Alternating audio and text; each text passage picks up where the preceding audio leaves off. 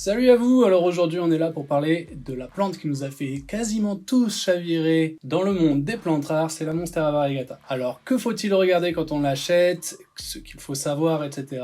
C'est maintenant, c'est là que ça se passe avec House Party Plant.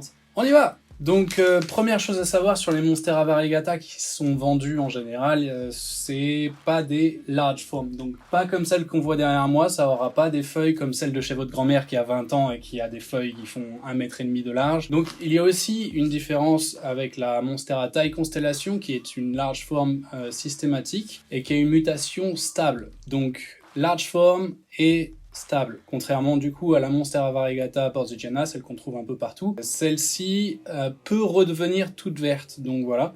Faut faire attention à ça. Une bonne indication sur la génétique de la plante va se trouver sur le tronçon avec ces lignes blanches qu'on voit plus ou moins prononcées en fait. À chaque nœud, il y a une réserve, on va dire, génétique dans le méristème.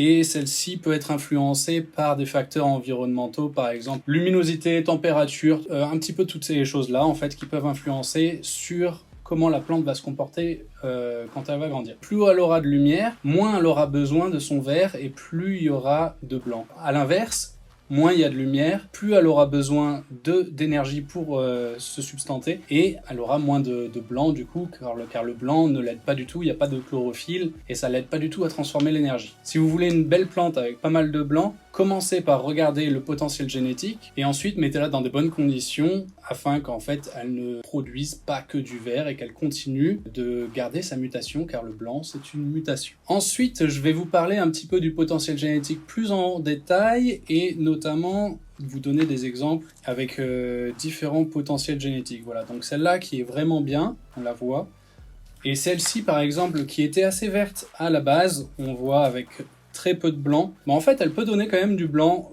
plus tard, donc voilà, selon le potentiel qu'il y a sur la tige, faites attention à ça, c'est un gros indicateur quand vous achetez notamment une bouture. Il n'y a pas que la tête de la feuille, il y a aussi le potentiel génétique de son tronçon. J'espère que le contenu que je vous propose vous plaît et le meilleur moyen de me le faire voir en fait c'est de vous abonner, de commenter, de liker. Toutes ces petites actions, c'est pas grand chose pour vous et pourtant pour moi c'est vraiment super cool.